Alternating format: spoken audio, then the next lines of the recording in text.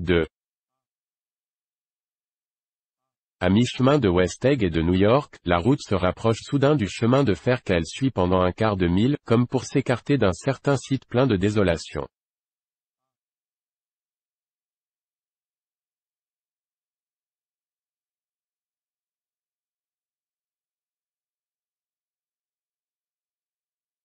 Il s'agit d'une vallée de cendres, fantastique culture où, comme le blé, les cendres poussent en ondulation, collines et grotesques jardins, où les cendres assument la forme de maisons, de cheminées, d'ascendants de fumée et, en fin de compte, à la suite d'un effort transcendant, celles d'hommes gris de cendres, qui, à peine entrevus et tombant déjà en poussière, se meuvent dans l'air poudreux.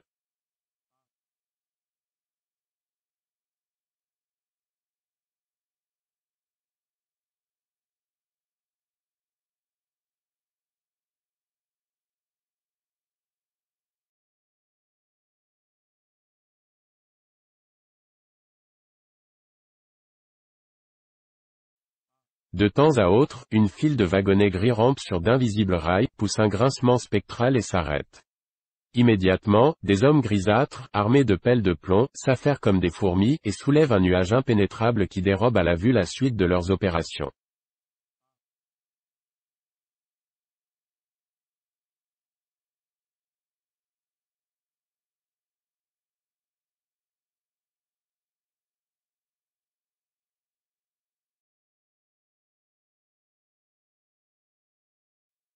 Mais au fond de ce pays de grisaille, par-delà les tourbillons de poudre grise qui ne cessent d'errer sur sa surface, vous apercevez, après un moment, les yeux du docteur T.J. Eckelberg.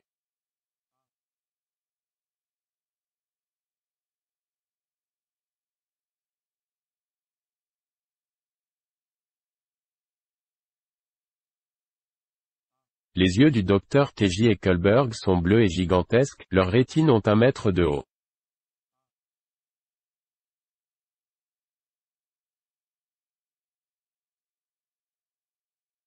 Il regarde dans un visage inexistant, derrière une paire d'énormes lunettes jaunes qui chevauchent un nez absent.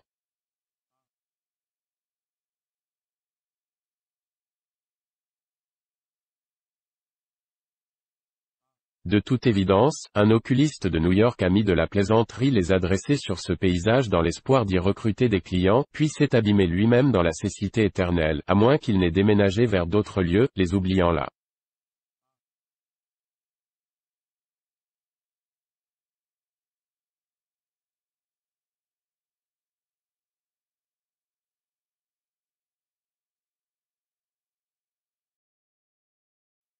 Mais ses yeux, assez effacés par le temps et le manque de peinture, s'attristent encore sur le solennel terrain cinéraire.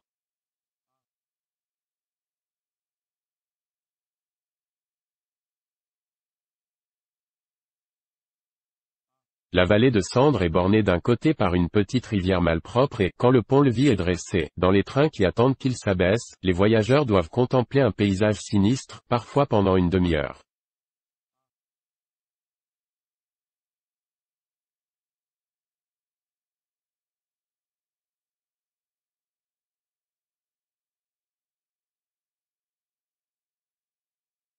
Toujours il se produit en cet endroit une halte d'au moins 1 minute et c'est à cause de cela que je rencontrai pour la première fois la maîtresse de Tom Buchanan.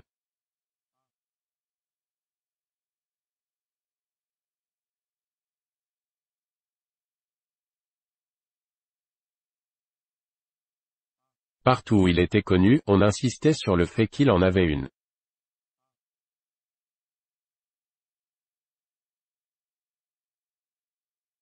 Ses amis s'indignaient de ce qu'il l'accompagna dans les restaurants les plus fréquentés où, la quittant après l'avoir installé à une table, il circulait avec désinvolture pour bavarder un instant avec toutes les personnes de connaissance.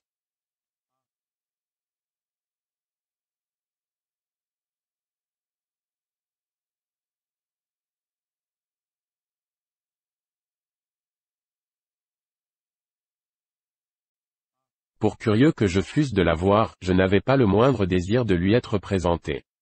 Cela ne se produisit pas moins.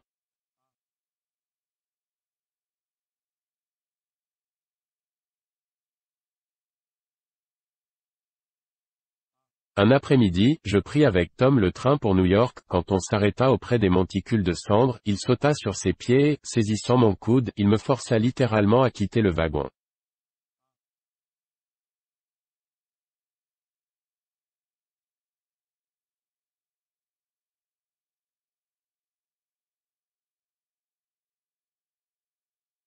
Nous descendons, insista-t-il.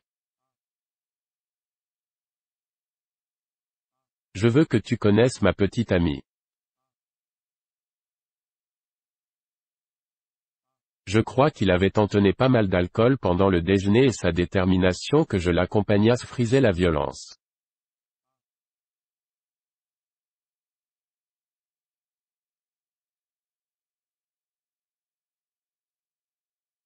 Apparemment, comme c'était dimanche, il pensait que je n'avais rien de mieux à faire.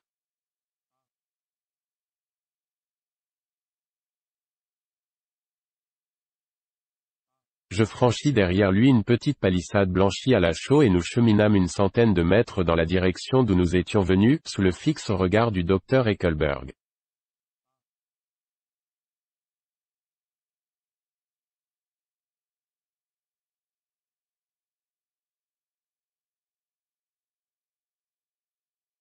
Les seuls bâtiments que nous eussions en vue formaient un petit pâté de briques jaunes posées sur la lisière de l'enclos à poussier, amorce de grands rues destinées à le desservir et n'avoisinant que le vide.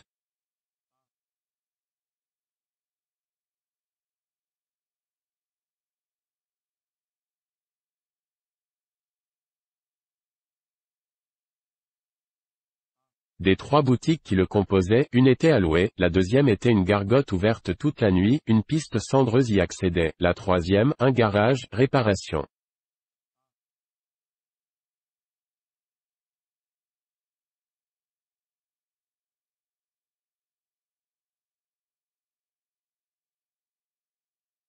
George B. Wilson. Achat et vente d'auto, où j'entrais avec Tom.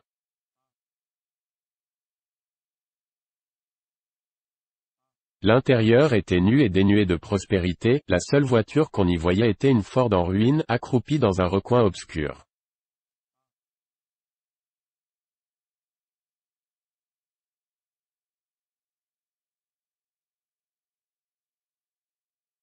Je me disais que cette ombre de garage n'était qu'un paravent, que des appartements aussi somptueux que romanesques se dissimulaient au premier, quand le propriétaire se montra sur le seuil d'un bureau, en s'essuyant les mains sur une boule de chiffon.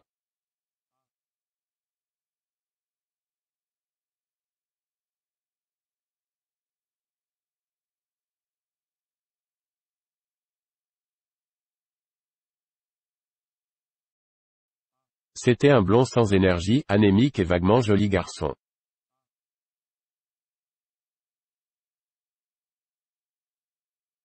En nous voyant, une humide lueur d'espoir brilla dans son œil bleu.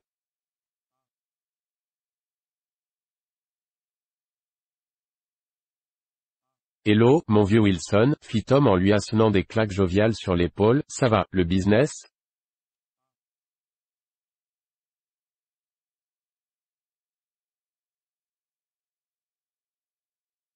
J'ai pas à me plaindre, répondit Wilson d'un ton qui manquait de conviction. Quand est-ce que vous allez me vendre cette voiture?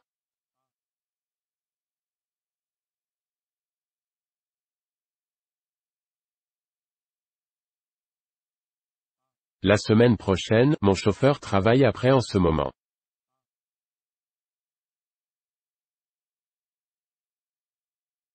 Il travaille bien lentement, pas vrai? Pas du tout, fit Tom avec froideur.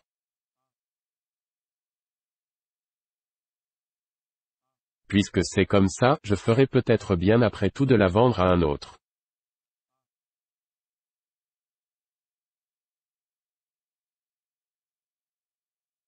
Ce n'est pas ça que je voulais dire, expliqua rapidement Wilson. Je disais simplement.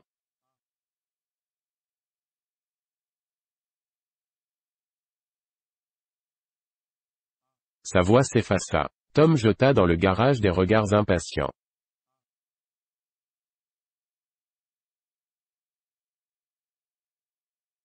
Puis j'entendis un pas dans l'escalier et la silhouette d'une femme assez trapue intercepta la lumière qu'encadrait la porte du bureau.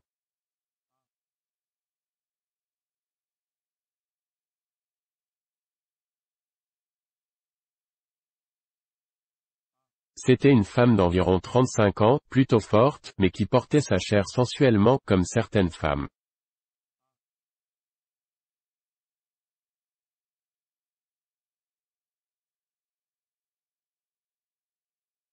Elle était vêtue d'une robe en crêpe de chine bleu foncé, toute parsemée de taches. Son visage ne présentait pas la moindre facette, pas la moindre étincelle de beauté, mais il y avait en elle une vitalité que l'on percevait immédiatement comme si, couvant sous la cendre, ses nerfs étaient toujours prêts à s'enflammer.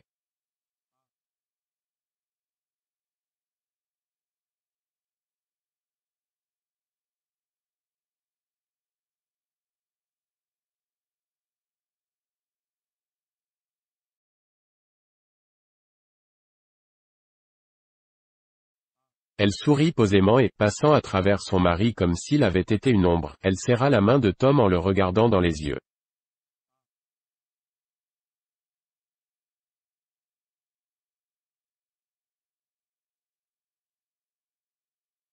Puis elle se mouilla les lèvres avec sa langue et, sans se retourner, parla à son mari d'une voix molle et vulgaire.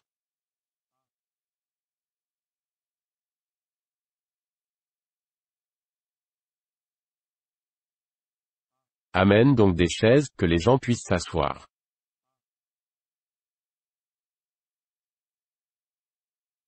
Bon, bon, acquiesça Wilson avec empressement et il se dirigea vers le petit bureau où il se confondit tout de suite avec la couleur des murs en ciment.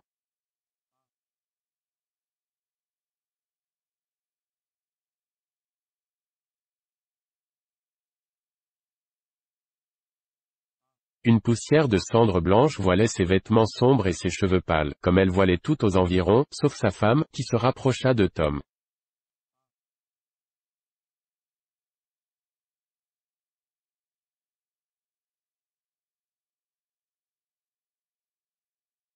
Je veux te voir, fit Tom avec fermeté.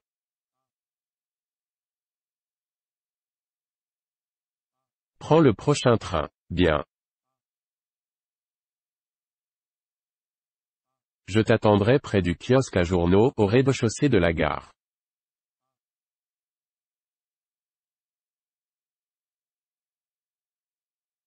Elle hocha la tête et s'écarta au moment même où George Wilson, chargé de 2 chaises, sortait du bureau.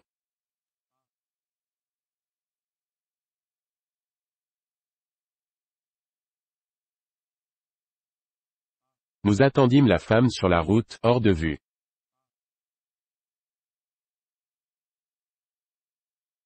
Dans quelques jours, c'était la fête nationale, et un petit Italien gris et malingre alignait des pétards le long de la voie du chemin de fer.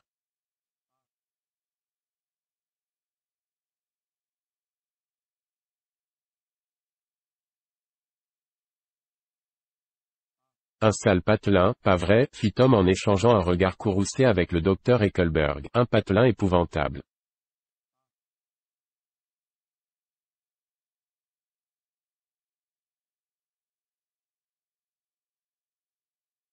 Ça lui fait du bien d'en sortir de temps à autre, et son mari, il ne dit rien?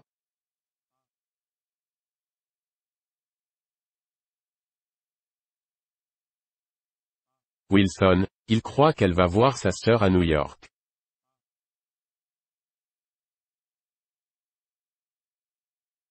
Il est si bête qu'il ne s'aperçoit même pas qu'il existe.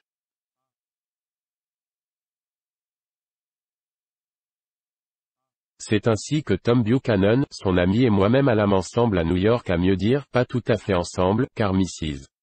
Wilson, par discrétion, prit place dans un autre compartiment.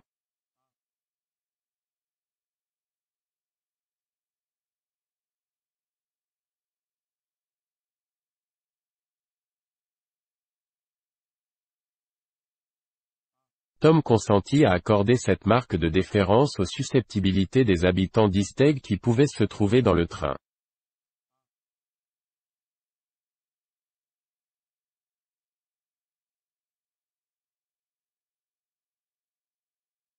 Mrs. Wilson avait changé de robe.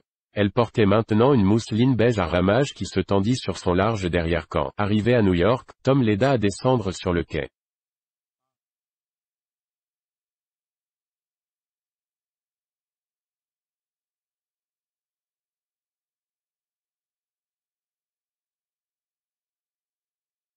Au kiosque à journaux, elle acheta les potins de New York et une revue de cinéma et, à la pharmacie de la gare, un pot de cold cream et un flacon de parfum.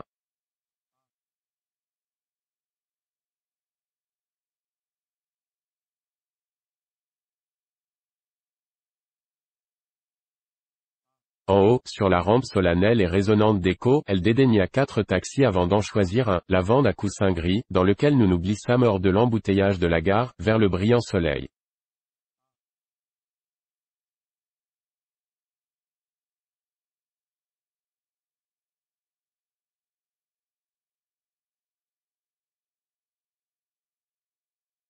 Tout de suite, elle s'écarta vivement de la portière et, se penchant en avant, tapa sur le carreau.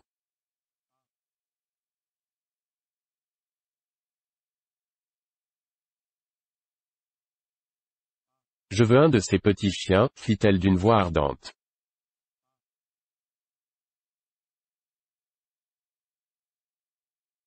J'en veux un pour l'appartement. C'est si gentil, un chien. La voiture fit marche arrière et s'arrêta devant un vieillard tout blanc qui ressemblait absurdement à John D. Rockefeller.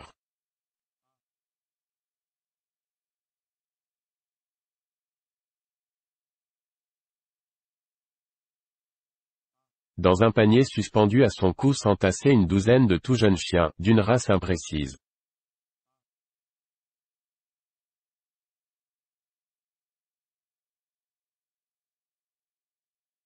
De quelle espèce ils sont, demanda Mrs. Wilson avec empressement au vieillard qui s'approchait de la portière.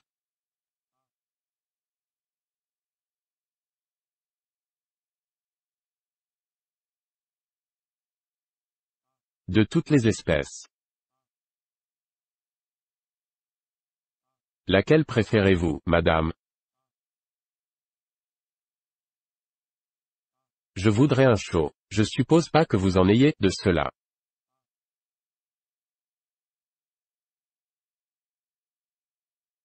L'homme scruta le contenu de son panier d'un œil sceptique, y plongea la main et en tira un chiot, tout frétillant, par la peau du cou.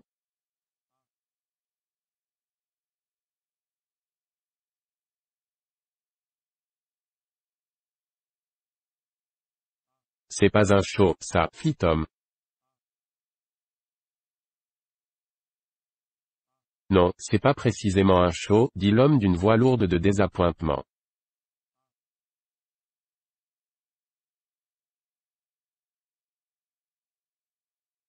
Il a davantage de l'airedale. Il passa la main sur le dos de la bête, qui ressemblait à un torchon brun.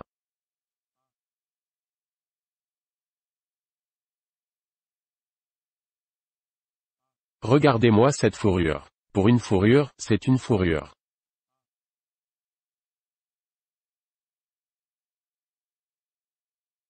V'là un chien qui vous causera jamais d'embêtement en prenant froid.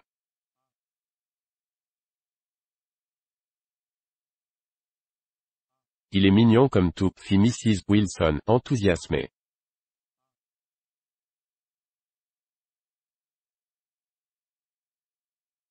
Combien en voulez-vous? De ce chien-là? Il le contempla avec admiration. Ce chien-là vous coûtera 10 $.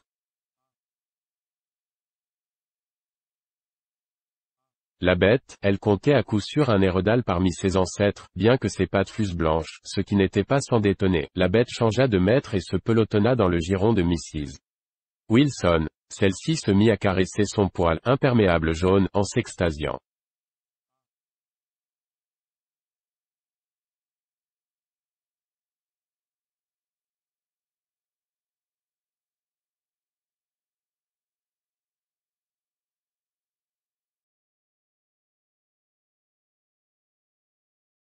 C'est un petit garçon ou une petite fille, demanda-t-elle délicatement.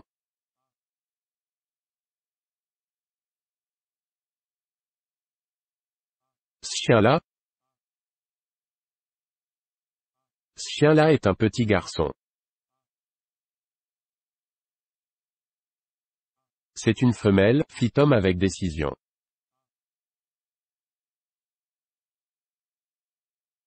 Voici l'argent. Allez acheter 10 autres chiens avec.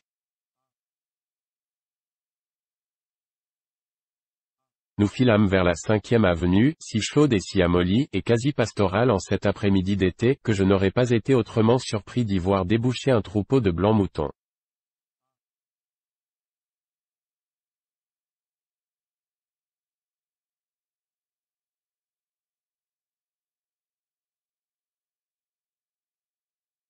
Arrêtez un instant, fis-je, il faut que je vous quitte ici.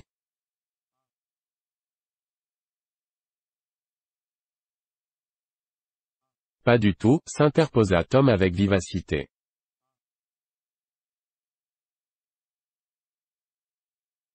Myrtle sera vexée si tu ne montes pas dans l'appartement.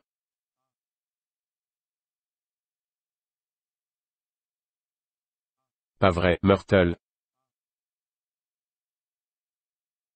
Venez donc, supplia-t-elle. Je téléphonerai à ma sœur Catherine.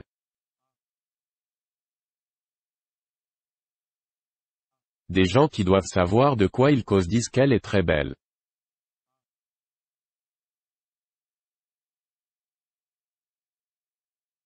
Ce serait avec plaisir, mais... On continua de rouler, traversant le parc vers l'ouest.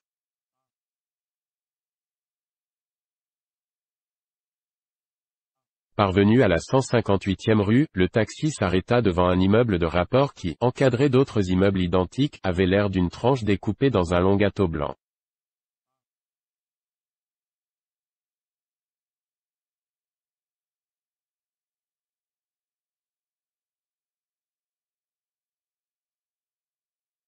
Jetant autour d'elle le regard d'une souveraine qui réintègre son royaume, Mrs.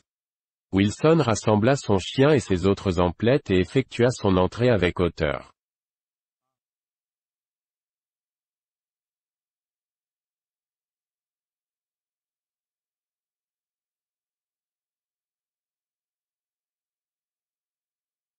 Je vais faire monter les maquis, annonça-t-elle dans l'ascenseur.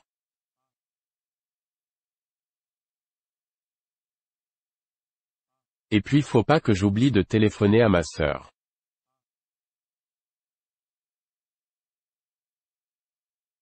L'appartement était au dernier étage, un petit salon, une petite salle à manger, une petite chambre à coucher et une salle de bain.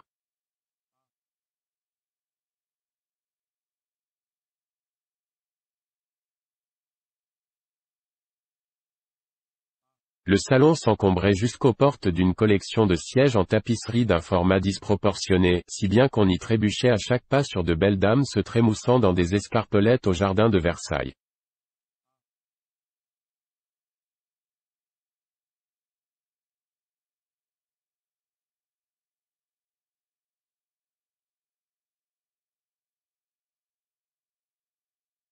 Une seule image au mur, une photo exagérément agrandie représentant, à première vue, une poule perchée sur un rocher estompé de brouillard.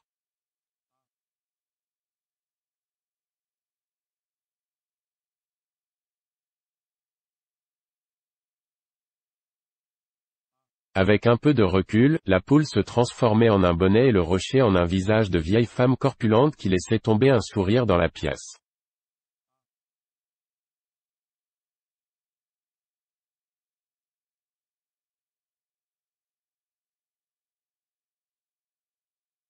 Plusieurs numéros des potins de New York jonchaient la table, pêle-mêle avec un exemplaire d'un roman douceâtre et tout un assortiment de revues à scandale.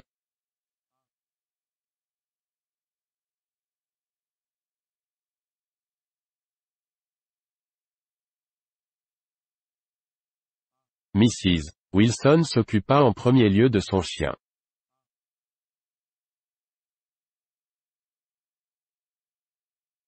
Non sans maugréer, le groom de l'ascenseur alla chercher un peu de paille et du lait, à quoi, de sa propre initiative, il ajouta une boîte de biscuits de chien énorme et fort dure. L'un d'eux se décomposa apathiquement tout l'après-midi dans la soucoupe de lait.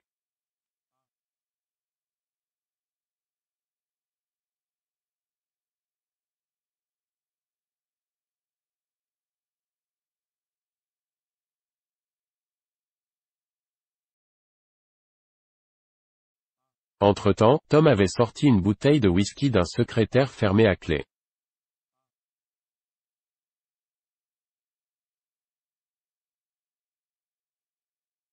Je n'ai été ivre que 2 fois dans ma vie. La seconde, ce fut cet après-midi-là. C'est pourquoi tout ce qui arriva me paraît recouvert de brume, bien que l'appartement fût inondé de soleil jusqu'à 8 heures passées.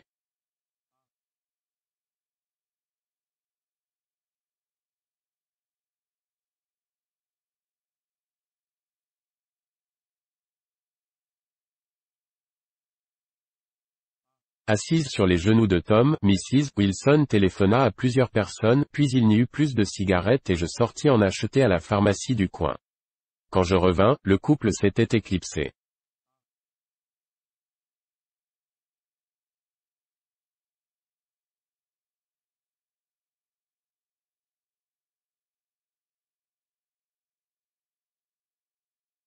Je m'assis discrètement dans le salon et lus un chapitre du roman que je pris sur la table. Je ne sais si c'est parce que cette prose était du pur charabia ou parce que le whisky déformait tout dans ma cervelle, mais cela me fit l'effet de n'avoir ni queue ni tête.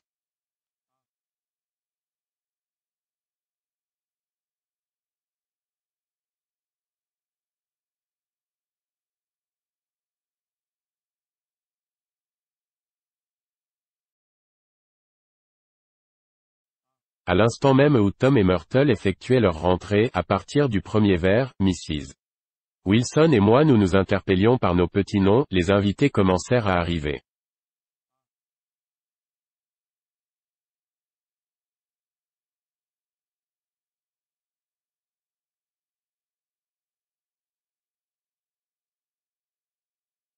Catherine, la sœur de Mrs.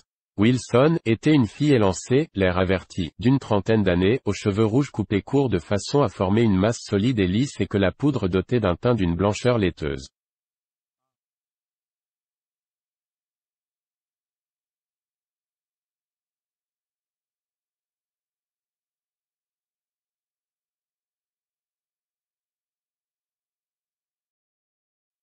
Ses sourcils épilés étaient peints selon une courbe qu'elle voulait plus affriolante, mais les efforts de la nature pour reconstituer le tracé primitif donnaient à son visage l'air d'avoir été estompé.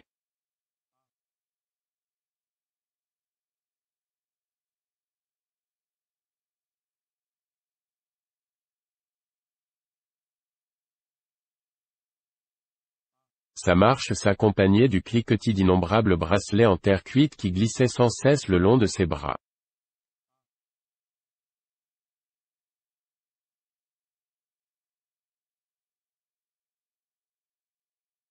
Elle entra avec la hâte d'une maîtresse de maison en jetant sur les meubles un regard de propriétaire, si bien que je me demandais si elle vivait dans l'appartement.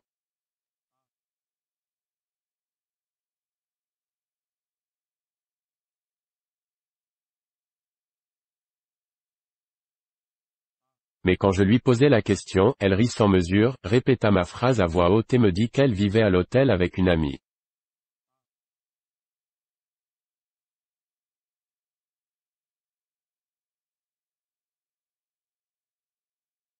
Monsieur McKee était un être pâle et efféminé qui occupait l'appartement au-dessous.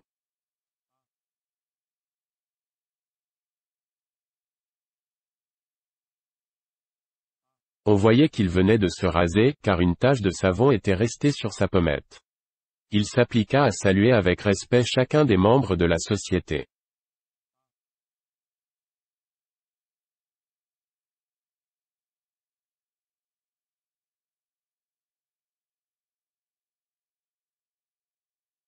Il m'informa qu'il s'occupait d'art, par la suite je compris qu'il était photographe et l'auteur du trouble agrandissement de la mère de Mrs.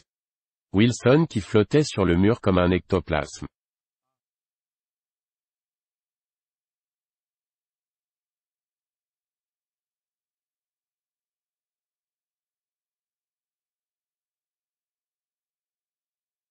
Sa femme était criarde, languide, belle et répugnante.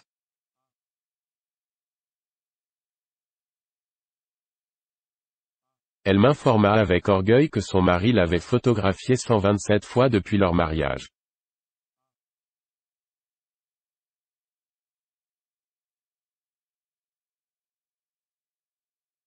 Mrs. Wilson avait encore changé de vêtements. Elle portait maintenant une robe d'après-midi très ornée, en chiffon crème, qui froufroutait quand elle circulait dans la pièce de son allure décidée.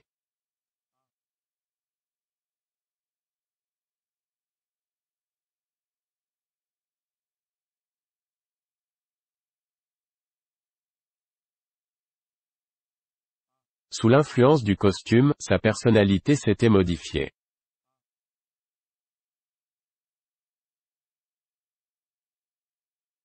L'intense vitalité que j'avais remarquée dans le garage avait cédé le pas à une hauteur impressionnante.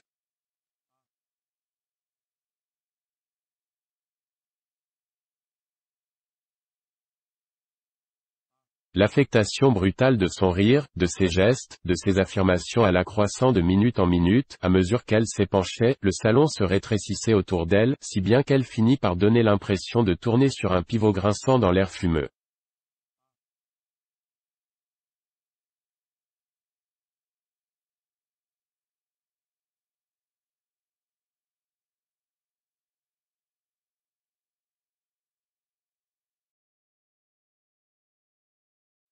Ma chère, disait-elle à sa sœur d'une voix de tête aiguë et maniérée, la plupart des gens ne pensent qu'à vous rouler.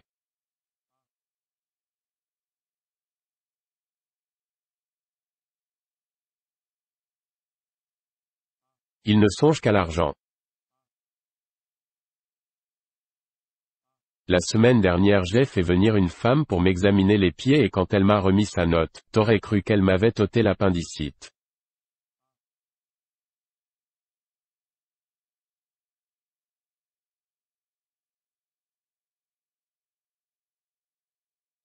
Quel était le nom de cette femme, demanda Mrs. Mackie.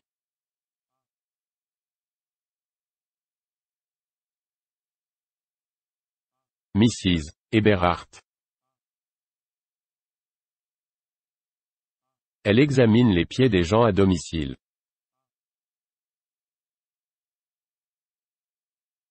J'adore votre robe, fit Mrs. Mackie. Elle est ravissante.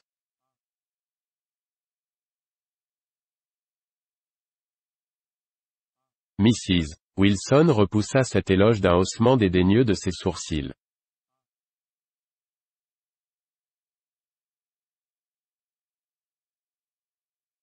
C'est une vieillerie, fit-elle.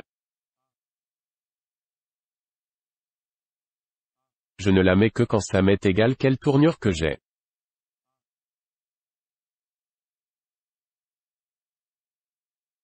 Mais elle fait un effet merveilleux sur vous, si vous comprenez ce que je veux dire, reprit Mrs. Mackie.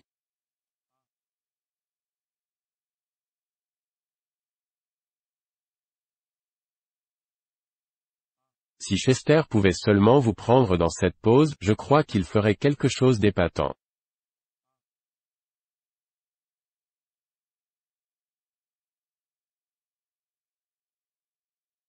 Tout le monde regarda Mrs. Wilson en silence. Elle écarta une mèche de ses yeux et nous rendit notre regard avec un sourire éblouissant.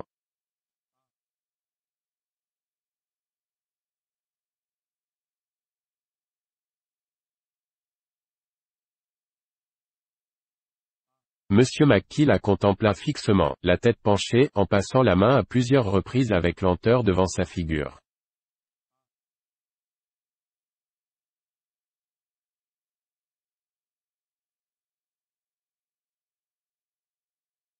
Moi, je changerai la lumière, fit-il au bout d'un moment.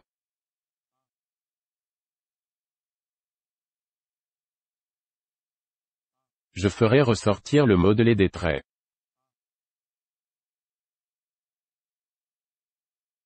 Puis j'essaierai de prendre tous les cheveux de derrière.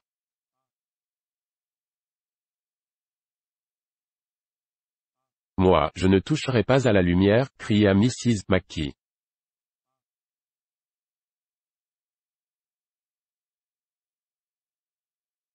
Je trouve qu'elle Son mari fit « chut » et tous nous regardâmes de nouveau le sujet. Là-dessus, Tom Buchanan bâilla de manière à être entendu et se leva.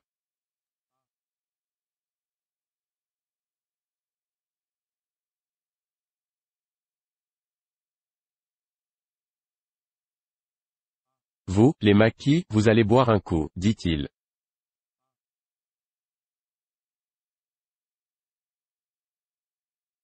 Myrtle, redonne de la glace et de l'eau minérale avant que tout le monde s'endorme.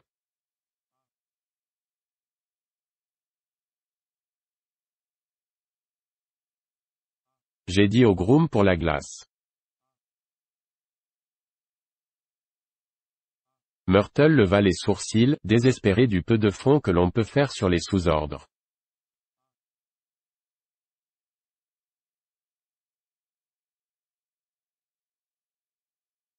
Ces gens-là. Il faut être tout le temps sur leur dos. Elle me regarda et rit sans motif. Puis elle se jeta sur le chien, l'embrassa avec extase et pénétra dans la cuisine, comme si une douzaine de maîtres que l'y attendaient.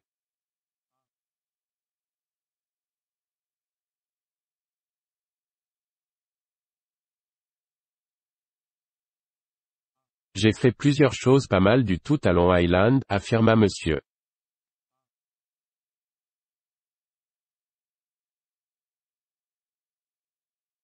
Mackie. Tom le regarda ahuri.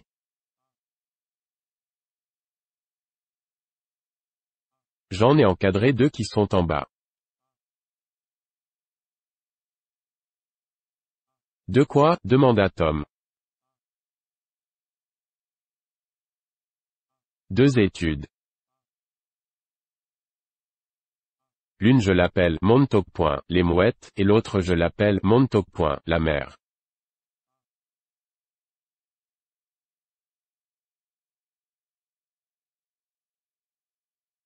Sœur Catherine s'assit près de moi sur le divan.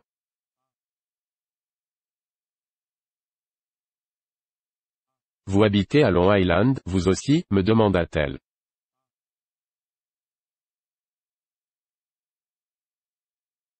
J'habite West Egg. Vraiment? J'y ai assisté à une fête il y a environ un mois.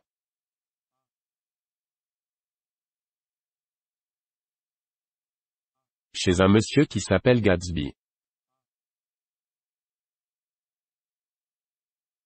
Vous connaissez? C'est mon voisin.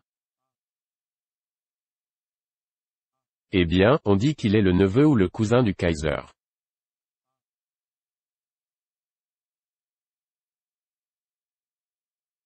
C'est de là que vient toute sa galette. Pas possible? Elle hocha la tête. Il me fait peur. Pour rien au monde je voudrais qu'il puisse mettre son nez dans mes affaires.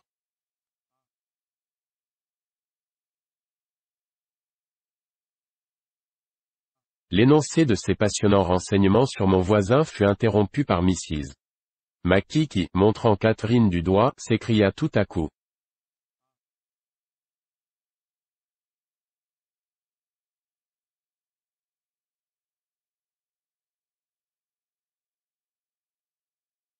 Chester, je crois que tu ferais quelque chose de bien d'après elle.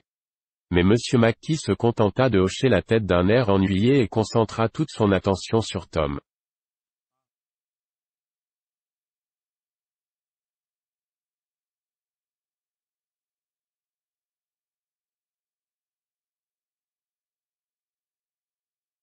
J'aimerais travailler encore à Long Island, s'il m'était possible de me faire présenter.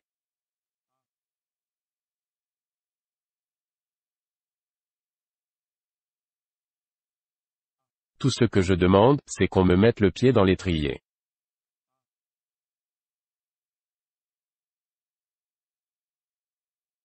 Demandez ça à Myrtle, fit Tom avec un court et bruyant éclat de rire comme Mrs. Wilson rentrait, chargé d'un plateau.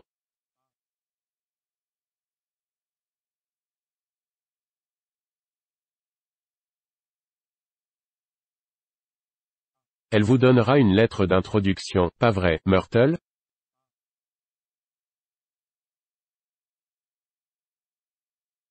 Je lui donnerai quoi? Demanda-t-elle, interloquée.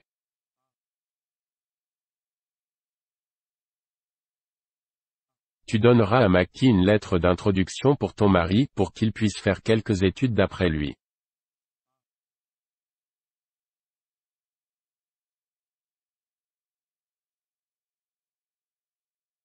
Ses lèvres remuèrent sans bruit un instant tandis qu'il improvisait.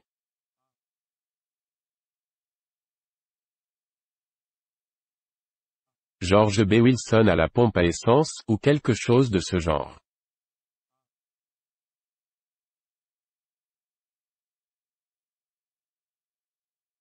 Catherine se pencha à me toucher et murmura dans mon oreille, ni l'un ni l'autre ne peuvent souffrir la personne avec laquelle ils sont mariés.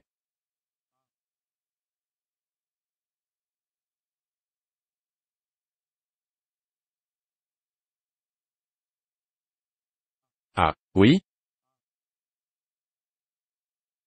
C'est comme je vous le dis. Elle regarda Myrtle, puis Tom, et reprit.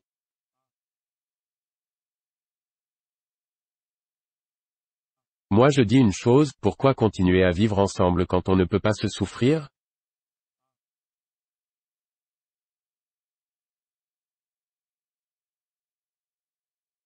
Si j'étais eux, je divorcerais et me marierais ensemble tout de suite.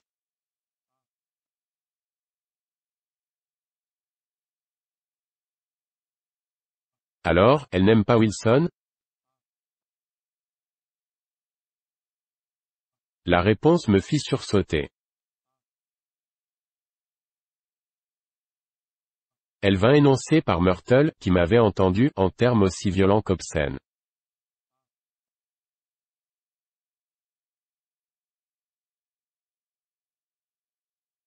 Vous voyez, s'écria Catherine, triomphante.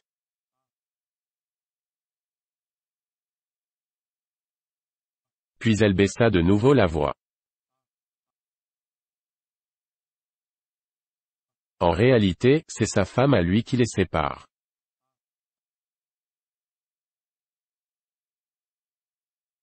Elle est catholique et les catholiques n'admettent pas le divorce.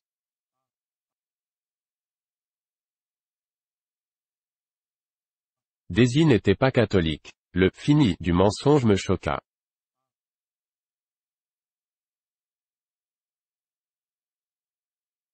Quand ils se marieront, continua Catherine, ils iront vivre dans l'Ouest jusqu'à ce que l'affaire soit oubliée.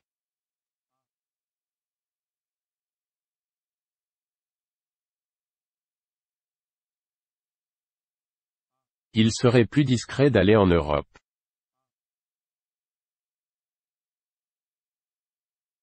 Oh, ça vous plaît, l'Europe, s'exclama-t-elle inopinément.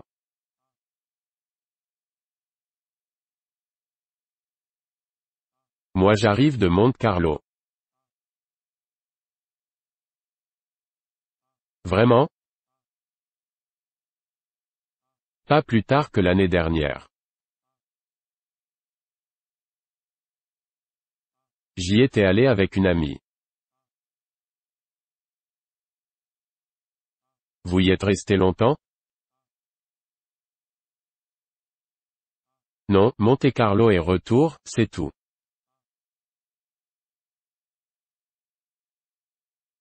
Nous y sommes allés par Marseille. On avait plus de 1200 $ en partant, mais on nous les a filoutés en 2 jours dans les salons particuliers.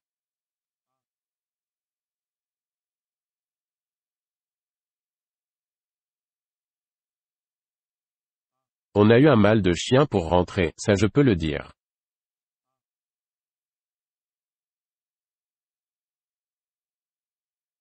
Bon Dieu ce que j'ai pu la détester, cette ville.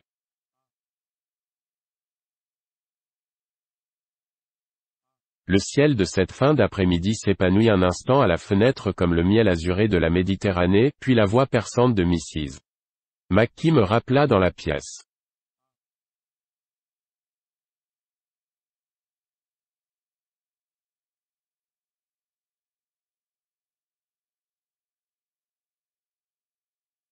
Moi aussi j'ai failli faire une gaffe, déclara-t-elle vigoureusement.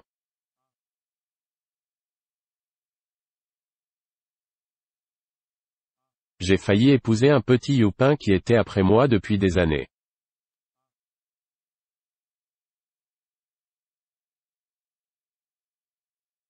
Moi je savais qu'il était mon inférieur.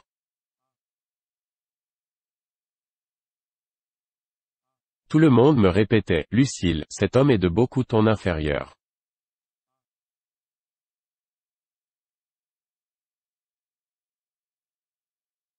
Mais si je n'avais pas rencontré Chester, il m'aurait eu, c'est certain.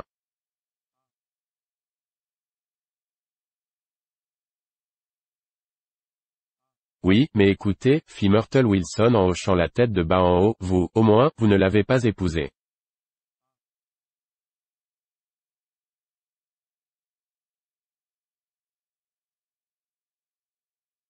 Je le sais bien. Tandis que moi, je l'ai épousé, continua Myrtle avec ambiguïté.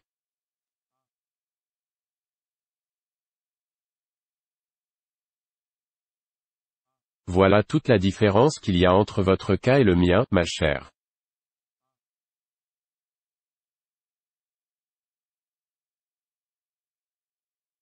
Pourquoi que tu as fait ça, Myrtle, demanda Catherine.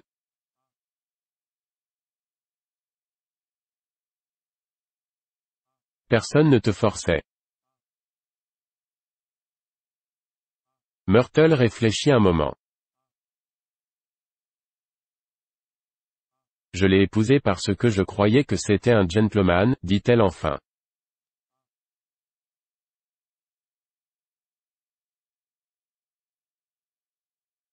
Je croyais que c'était quelqu'un de distingué, mais il n'était pas digne de lécher mes souliers.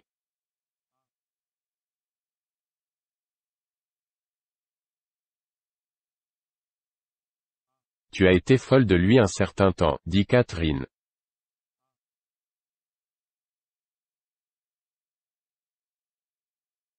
Moi, folle de lui, cria Myrtle avec incrédulité.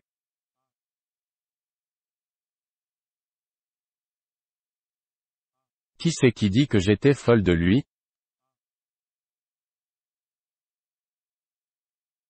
J'ai pas plus été folle de lui que de cet homme-là.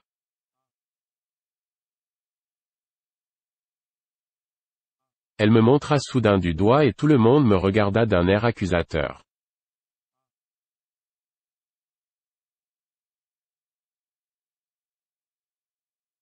Je m'efforçai de montrer par l'expression de mon visage que je n'avais joué aucun rôle dans son passé.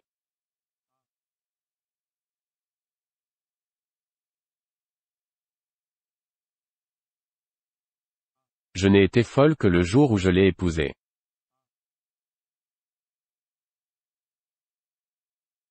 J'ai vu de suite que j'avais fait une gaffe.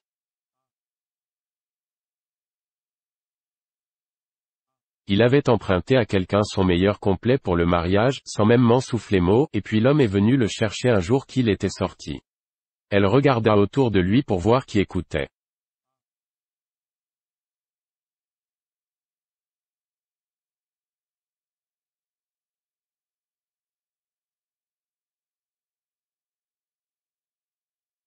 Oh, c'est à vous le complet, que je lui fais.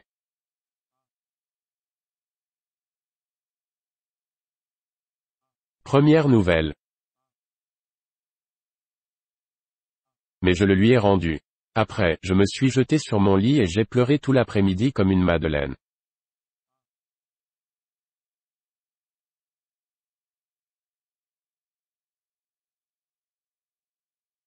Elle devrait vraiment le quitter, résuma Catherine à mon intention.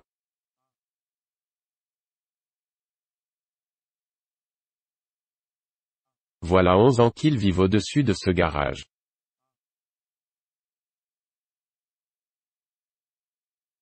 Et Tom est le premier petit ami qu'elle a jamais eu.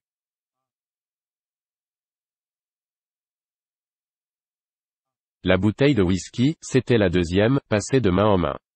Seule s'abstenait Catherine qui, disait-elle, n'avait pas besoin de ça pour être gaie.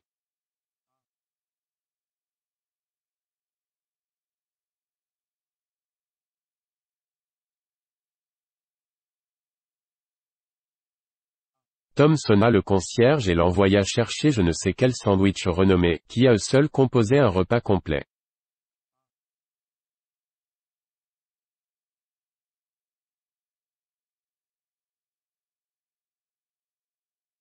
Je voulais m'en aller, pour marcher vers le parc dans la mollesse du crépuscule, mais chaque fois que j'essayais de partir, je m'empêtrais dans quelques discussions ardentes et échevelées qui me rasseillaient de force, comme avec des cordes, dans mon fauteuil.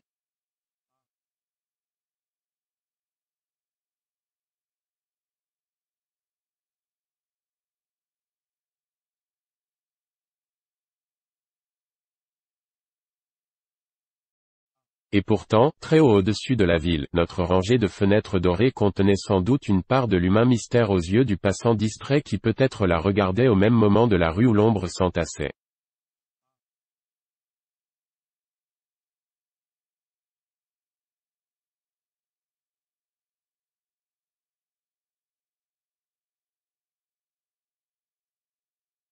Et moi j'étais aussi ce passant, le front levé, interrogateur. J'étais à la fois dedans et dehors, enchanté et repoussé par l'inépuisable diversité de la vie.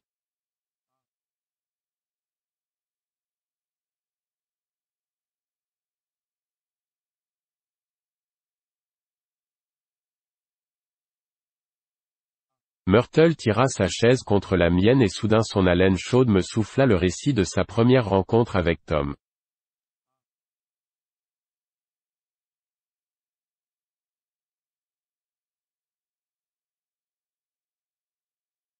C'était sur les deux places en face l'une de l'autre qui sont toujours les dernières qui restent libres dans le train.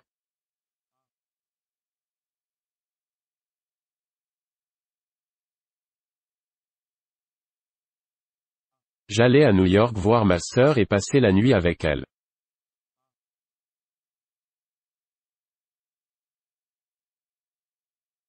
Lui était en habits et souliers vernis et je ne pouvais ôter les yeux de dessus lui, mais chaque fois qu'il me regardait, il fallait que je fasse semblant de contempler la réclame qu'il avait au-dessus de sa tête.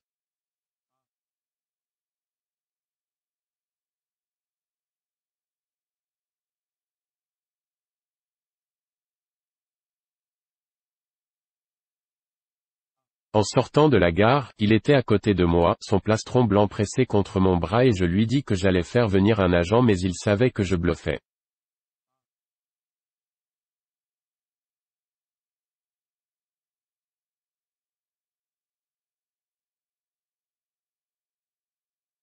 J'étais si troublé qu'en montant en taxi avec lui je ne me rendais pas tout à fait compte que ce n'était pas dans le métro que j'entrais.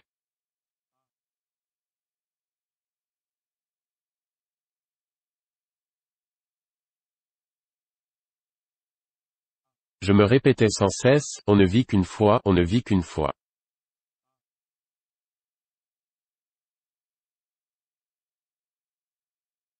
Elle se tourna vers Mrs. McKee et emplit la pièce de son rire artificiel.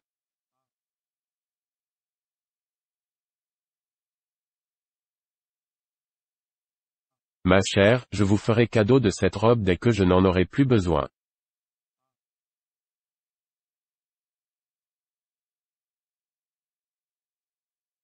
Je dois m'en acheter une autre demain.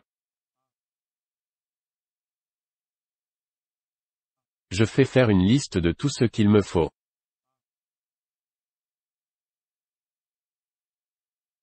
Un massage, une ondulation, un collier pour le chien, un de ces ravissants petits cendriers avec un ressort qu'on touche et une couronne avec un ruban noir pour la tombe de maman qui durera tout l'été.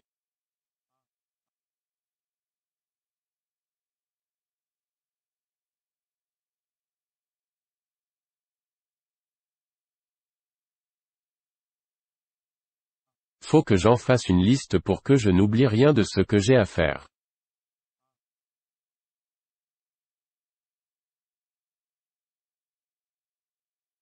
Il était 9 heures, presque tout de suite après je consultai ma montre et constatai qu'il était 10 heures. Monsieur.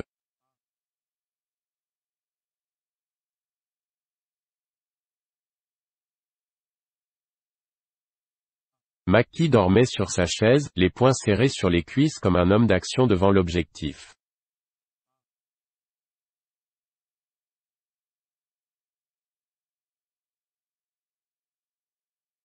Tirant mon mouchoir, j'essuyais sur sa joue la tache de savon qui m'avait agacé tout l'après-midi.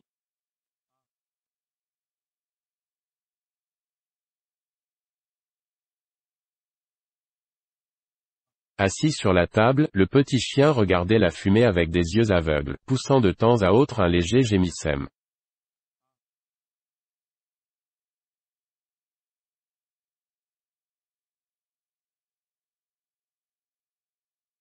Des gens disparaissaient, réapparaissaient, faisaient des projets pour aller quelque part, puis égaraient leurs interlocuteurs, se cherchaient pour se retrouver quelques pas plus loin.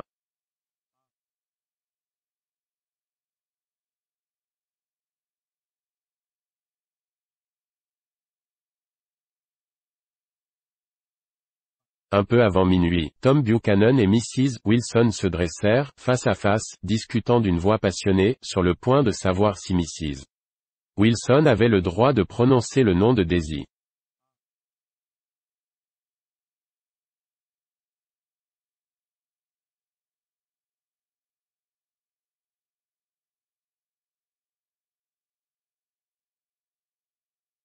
Daisy, Daisy, Daisy, hurlait Mrs. Wilson.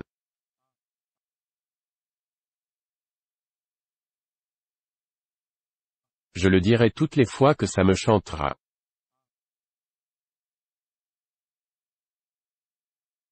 Daisy, die. D'un geste court et bien calculé, Tom Buchanan lui cassa le nez avec le revers de la main.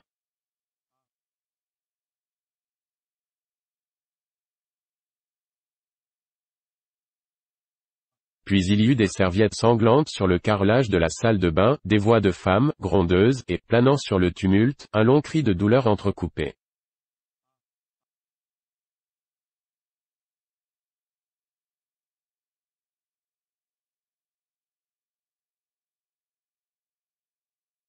Monsieur Mackie, s'étant réveillé, se mit en marche, tout ahuri, vers la porte.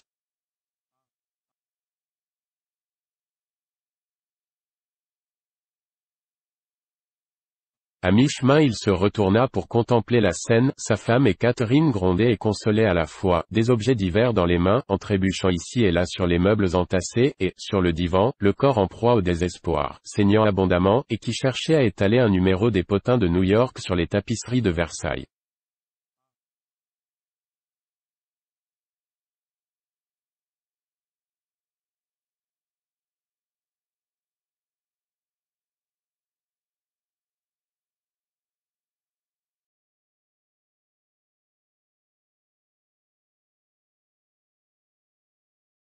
Puis Monsieur Mackie fit volte-face et se remit en route.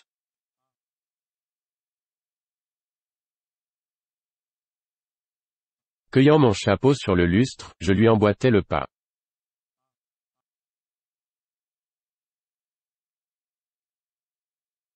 Venez déjeuner un de ces jours, fit-il comme nous descendions, tout gémissant, dans l'ascenseur.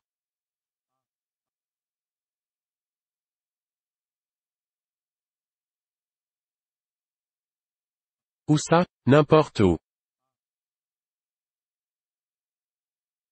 Ôtez vos mains de dessus le levier, fit le groom d'un ton sec.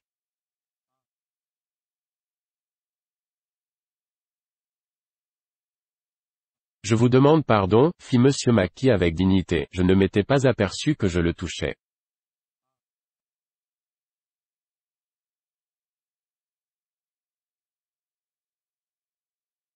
Entendu, dis-je, avec plaisir. Je fus debout contre son lit, lui assis entre les draps, vêtu de son gilet et de son caleçon, un vaste portefeuille entre les mains.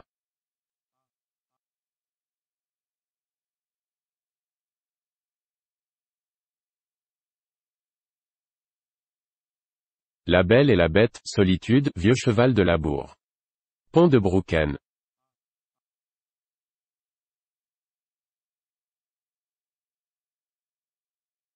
Puis je fus étendu, à moitié endormi, au premier étage, il faisait froid, de la gare de Pennsylvanie, les yeux collés sur la tribune du matin, attendant le train de 4 heures.